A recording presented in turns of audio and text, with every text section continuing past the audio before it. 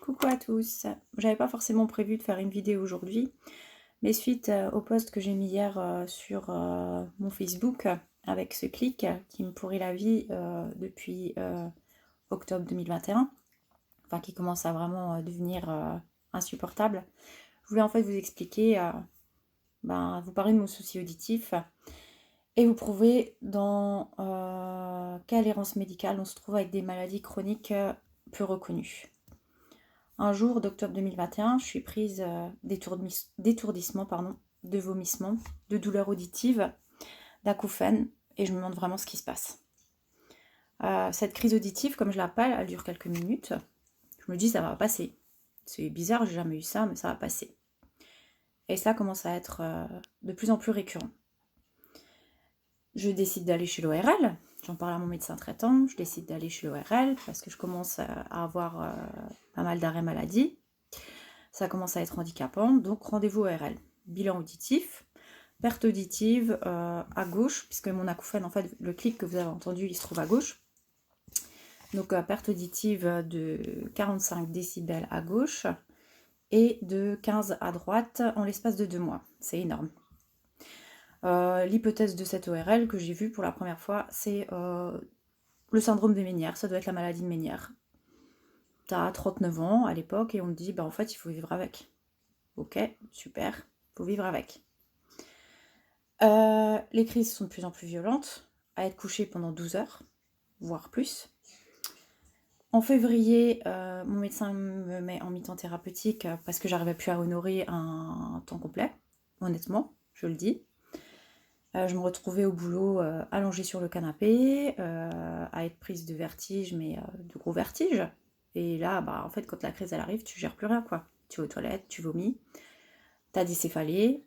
Le pire, c'est les douleurs auditives. Franchement, tu t'arracherais les oreilles. Enfin bref. Donc en fait, pour vous expliquer qu'en fait, aujourd'hui, je planifie plus rien. Je peux pas dire à mes enfants, en fait, voilà, demain, on va aller à la piscine, on va se faire un resto, on va aller se promener en forêt, parce qu'en fait, ces crises, elles peuvent arriver à n'importe quel moment. Ça peut être d'une heure à l'autre. Exemple, à la Saint-Valentin, j'ai commencé à préparer un repas. En plein repas, j'ai été prise d'une crise. Résultat, j'ai passé ma Saint-Valentin au lit. C'est cool, hein, franchement. Voilà. Les gens ont du mal à comprendre. Les gens qui vivent pas ce qu'on a au quotidien, ils se posent des questions. Ce que je peux comprendre. Jess, elle a changé. Ah oui, Jess, elle fait plus comme avant. Jess, des fois, elle est obligée d'annuler des repas. Elle peut pas forcément aller faire la fête parce que toute source de bruit, en fait, moi, le lendemain, je le paye. Je l'ai fait à plusieurs reprises, lors de repas, lors d'anniversaire chez des amis, où je me suis dit, en fait, il faut que je me batte, il faut que j'y aille. Mais le lendemain, je le paye. Le lendemain, ça va pas du tout. Et en fait, c'est dur, quoi. C'est dur à vivre. Donc, petite parenthèse, en août 2022, je décide de changer d'ORL. Je me dis, c'est pas possible, on peut pas te dire, faut vivre avec. Et ce qui se passe, c'est que après les vacances d'août, en fait, je pouvais plus aller bosser, quoi. Je pouvais plus prendre la voiture. Mes collègues, à plusieurs reprises, ont dû me ramener. Quand je faisais des crises, ils m'ont vu en crise. Enfin, ça devenait vraiment un cercle vicieux, quoi. En plus, forcément, quand tu fais une crise, t'as une angoisse qui se met là-dessus par-dessus le marché. J'étais toujours un petit peu angoissée, mais pas comme ça, quoi. Et en fait, là, tu rentres dans un cercle vicieux. Tu maîtrises plus rien du tout. Parce qu'en fait, ton corps, il se met en alerte. Il se dit, c'est pas possible, il y a quelque chose qui va pas, quoi. Du coup, je décide d'aller voir un autre ORL qui, elle, a commencé à chercher. Et à vouloir comprendre d'où provient ce clic. Donc, elle m'a posé son stéthoscope ici. Et puis, elle me dit, effectivement, au bout d'une demi-heure, elle a réussi à l'entendre. On ne l'entendait pas aussi fortement qu'on l'entend aujourd'hui. En fait, ça s'aggrave avec le temps. Ça devient très handicapant. Pour vous dire que mes enfants, des fois, c'est un peu rigolo, mais ils me demandent de changer de canapé. Maman, tu cliques, j'entends pas la télé. Alors, vous voyez un peu à quel point ça peut accommoder les autres, moi, mais les autres aussi. Du coup, on reprend les examens. IRM, pour écarter l'hypothèse de Ménière, pardon. IRM, hydrops, on ne trouve pas d'hydrops. Scanner décroché, on écarte la tumeur au niveau des oreilles. Tant mieux. J'ai envie de vous dire, tant mieux. Mais en fait, j'ai des crises qui ressemblent très fortement à Ménière. Donc, j'avais un traitement, on m'a donné un traitement pour Ménière, qui n'a pas du tout fonctionné, qui m'a flingué mes prises de sang. Du coup, ce professeur, il a fait ce qu'il a pu. Il me dit, bon bah voilà, moi, il a trouvé quelque chose à la mâchoire. Un espèce de disque qui était un peu atrophié, mais ça pourrait pas donner autant de symptômes, quoi. Pour lui, voilà, il a fait son travail. Il est radiologue. Mais voilà, plus, bah, il peut pas faire, quoi.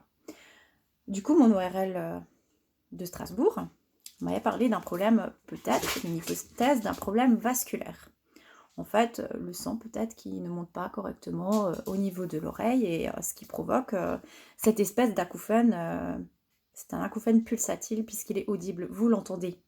Moi, je l'entends, mais vous l'entendez. L'autre type d'acouphène, c'est un acouphène subjectif. Il n'y a que toi qui l'entends. Donc, je me renseigne. Je fais partie d'un ou deux groupes sur Facebook, les groupes d'acouphènes et les groupes de la maladie Ménière. Je rencontre des gens avec qui je discute. Des gens, en fait, qui sont dans l'errance médicale depuis plus de 10 ans. Et qui se débrouillent seuls. Parce que, en fait, t'es seul, quoi. T'es seul avec un truc, quoi. T'essaies de comprendre. Voilà, tu discutes avec des gens qui ont un peu les mêmes pathologies que toi. Et là, on te dit, effectivement, tu leur fais écouter ton clic. On te dit, mais c'est mécanique, quoi. Enfin, d'ailleurs, là, ça le fait. Je l'entends, enfin, voilà. On me dit, il y a quelque chose, t'es pas folle, quoi. Même mon médecin traitant, quand je lui ai fait écouter le mois dernier, elle me dit, ah bah, peut-être que maintenant, on va comprendre que vous êtes pas folle, quoi. Oui, parce que bah, même moi, je me suis demandé un jour si j'avais pas un problème psychologique. Donc, voilà, je me dis, je suis contente. J'ai ma petite vidéo qui prouve qu'il y a bien quelque chose. Donc, je décide de prendre rendez-vous chez l'ORL qui travaille avec mon ORL qui est en congé maternité. Je me dis, elle revient qu'au mois de mai, je vais gagner du temps. Je prends rendez-vous, j'avais rendez-vous le 2 mars. Alors, je rentre dans le cabinet, je lui dis, est-ce que vous voulez que je vous donne les comptes rendus? Non, non, c'est bon, j'ai tout lu et tout, j'ai tout ce qu'il faut. 10 minutes, 50 balles. Ok, t'as compris. Mon mari est avec moi, il était outré. Ah bah ça me fait très fortement penser à des migraines vestibulaires. Ok, on t'explique pas ce que c'est qu'une migraine vestibulaire. Heureusement que en fait, depuis que j'ai ça, je m'intéresse à beaucoup de choses, donc en fait, je me renseigne sur beaucoup de choses. Et là, il me balance une ordonnance, bah voilà, un médicament qui a de nombreux effets secondaires. Bah en fait, je pense fortement à ça. Je pense, mais j'en suis pas sûre. Et je lui dis, et pour le clic, vous pensez pas que c'est d'origine vasculaire? Non, non, je ne pense pas, c'est un spasme pharyngé. Donc il était parti sur ce que mon ORL avait dit, cette espèce de clic qui est là. Donc c'est un spasme pharyngé, donc en fait je vous propose une injection de Botox. C'est pas remboursé par la sécurité sociale. Alors je lui dis, mais est-ce que ça va fonctionner? Parce qu'il me dit, c'est quand même très handicapant à vivre. Hein. Ah mec, t'as compris maintenant que c'est très handicapant à vivre. Oui, c'est très handicapant à vivre. En fait, je suis pas certain que ça marche. Ça peut marcher comme ça ne peut pas marcher. Ok. Et ça risque de changer votre voix. Enfin, il y a des effets indésirables à l'injection de Botox. Je suis sortie de là, j'étais en pétard. J'étais en colère. Je me suis dit, mais en fait, un ORL de ville, de base, voilà, il a fait ses études, il va pas chercher plus loin. Je lui ai quand même posé la question, je lui ai dit, mais en fait, si vous me faites cette injection, ok, ce clic, je l'entendrai peut-être plus. Mais tout ce qui en découle, ces douleurs auditives, ces crises qui perdurent, qui t'alitent pendant quelques jours, est-ce que ça va disparaître? Ah bah ça, il sait pas. Super. Donc du coup, j'ai décidé de me battre et de faire moi-même mes examens. Heureusement que j'ai un médecin traitant qui est top, qui essaye aussi de comprendre. Donc du coup, bah, rendez-vous au géologue pour me faire une écho Doppler et une IRM veineuse. Pour voir déjà s'il n'y a pas un problème vasculaire. Parce que lui, il m'a dit, non, non, je suis sûre que c'est pas ça. Mais en fait, je te fais pas passer l'examen. Et après ça, j'ai repris rendez-vous chez mon ORL qui revient au mois de mai, qui voulait m'envoyer à Paris, chez un professeur, pour discuter en fait de cet acouphène pulsatile. Puisque l'acouphène pulsatile, pour la petite histoire, c'est le seul acouphène qui est guérissable. Donc, il y a une possibilité que je guérisse. Et je suis persuadée, puisque je suis persuadée qu'il y a quelque chose de mécanique. Sinon, vous l'entendriez pas. Ce serait comme les gens qui ont des acouphènes, des bouh, bouh, bouh, des bourdonnements, des sifflements. Et voilà. Alors aujourd'hui, je fais cette vidéo parce qu'en fait, j'ai rencontré énormément de gens par le biais de cette maladie qui des fois me disent mais comment tu fais pour être bien? Je suis pas bien tous les jours. Honnêtement, je sais pas. Aujourd'hui, là, ça va. Je me suis levée, ça va. Dans 2 heures, je peux pas te dire si ça va aller ou pas. Alors, oui, j'ai décidé de me faire aider parce que psychologiquement, je pense qu'au bout d'un moment, tu pètes un câble à avoir ce bruit non-stop dans tes oreilles parce que ça te réveille aussi la nuit. Parce que ton mari l'entend la nuit. Donc, c'est compliqué. Mais en fait, on arrive dans un monde où, en fait, si tu sors des cases, voilà, si t'as pas quelque chose, une maladie où t'as un nom dessus, en fait, on a du mal. On a du mal, nous, à se faire comprendre. Et on a du mal à ce que les gens, à expliquer les choses et à ce que les gens nous croient. Moi, si j'avais pas eu cette vidéo, et ça, c'est mon mari un soir, qui m'a dit, écoute, tu cliques à mort, enregistre-toi, quoi, parce que ton prochain rendez-vous, tu vas leur montrer, quoi. Tu vas leur... Bon, alors après, maintenant, tu te mets à côté de moi, des fois, quand on fait des repas avec les amis, quand je suis en forme, en pseudo, en forme, on va dire, même les amis me disent, ah oui, j'ai entendu ton clic. Il est là, quoi. Il est bel et bien là. Je l'invente pas. Voilà. C'était juste ma petite vidéo, voilà, pour vous expliquer. Et puis, je me dis que peut-être, quelque part dans mes amis, peut-être que vous connaissez peut-être des gens du corps médical et peut-être qu'ils ont déjà entendu ce genre d'histoire, ce genre de choses. Je sais pas.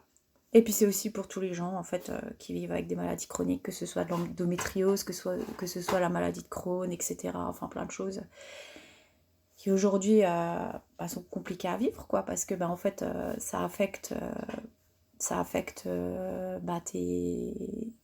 ton travail, ça affecte ta vie sociale, ça affecte tes proches. C'est vraiment quelque chose de compliqué. Donc voilà, j'ai fait la petite vidéo pour vous expliquer avec quoi je vis tous les jours. Et puis on va trouver une solution. De toute façon, je vois pas pourquoi on trouverait pas une solution. J'ai même demandé à mon mari, qui fait de la mécanique, s'il voulait pas m'opérer, s'il voulait pas trouver un remède. Hop, excusez-moi. Excusez-moi pour la petite parenthèse, le téléphone fixe a sonné. Alors ça, c'est pareil, pour clôturer tout ce qui est source téléphonique. Tout ce qui est bruit, la lumière aussi, tout ça, quand vous avez un problème auditif, ça commence à déranger. C'est compliqué. Mais bon, ça, on l'apprend avec le temps. Voilà, c'était ma petite vidéo. Je vous souhaite une bonne journée et courage à tous ceux qui connaissent ce genre de maladie chronique. Je vous fais des bisous. Ciao, ciao.